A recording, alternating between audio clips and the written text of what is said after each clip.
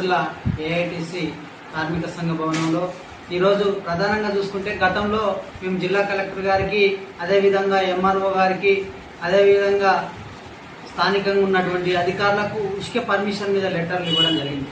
కానీ ఇప్పుడు కొత్త కార్యదర్శులను ట్రాన్స్ఫర్ చేసినప్పటికీ వాళ్ళ లాగిన్ అవుతలేదని, ఆ యాపులలో లాగిన్ తీసుకోవడం లేదని, ఛానళ్ళు డీడీలు కట్టినటువంటి ఛానళ్లను ఇప్పుడు అప్రూవ్ చేయకుండా, దాన్ని ఉచిక ఇవ్వకుండా కాలయాపన చేస్తున్నటువంటి పరిస్థితి ఈ యొక్క వేములవాడ లాంటి ప్రాంతం, సిరిసిల్ల లాంటి ప్రాంతంలో జరుగుతూ ఉంది.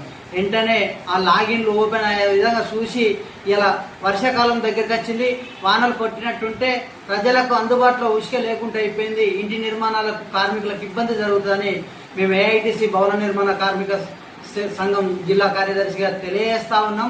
జిల్లా కలెక్టర్ గారికి, అదేవిధంగా ఎంఆర్ఓ గారికి వెంటనే ఆ ఒక్క లాగిన్లు అదేవిధంగా ఇలా గ్రామాలలో ఉన్నటువంటి కార్యదర్శులకు వెంటనే ఆ ఒక్క లాగిన్ వచ్చినట్టుంటే ఉష్క విలేజ్లకు చేరుకుంటుంది. లేని వేళలో ఎక్కడిదక్కడనే కాలయాపన చేసే పరిస్థితి ఉందని ఈ సందర్భంగా తెలియజేస్తూ, ఉష్క ప్రతిరోజు మొరానికి కూడా పర్మిషన్ ఇవ్వాలనేది కూడా మేము ఏఐటిసి జిల్లా సెక్రటరీగా తెలియజేస్తా ఉన్నాం. లేని వేళలో పెద్ద ఎత్తున ఆందోళన కార్యక్రమం చేస్తామని సందర్భంగా తెలియజేస్తాము.